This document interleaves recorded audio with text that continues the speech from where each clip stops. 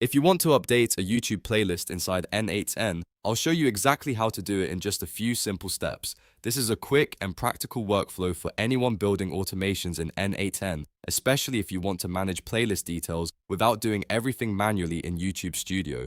If this tutorial helps, make sure to hit the like button and subscribe for more N8n automation guides. Let's jump right in. First, open your N8n workflow and go to the Nodes panel. In the search bar, type YouTube so you can quickly find the YouTube node. Once it appears, click to add it to your workflow. This is the node you'll use to connect N8n with your YouTube account and manage playlist actions. After adding the node, open the action settings and choose Update a Playlist. This tells N8n that you want to modify an existing playlist rather than create a new one or work with another YouTube task.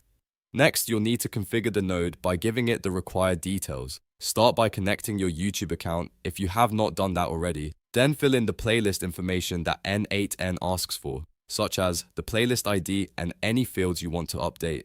Make sure the details match the playlist you actually want to change, because the node will apply the updates to that specific playlist. If needed, adjust the metadata that you want to change and double-check every value before saving. The goal here is to make sure N8n knows exactly which playlist to update and what changes to apply. Once everything is configured, save the node and run your workflow to test it. If the details are correct, N8n will update the YouTube playlist using the information you provided. And that's it. You've now added a YouTube node in N8n and set it up to update a playlist. If this was useful, please like, subscribe, and check out the next tutorial for more N8n automations.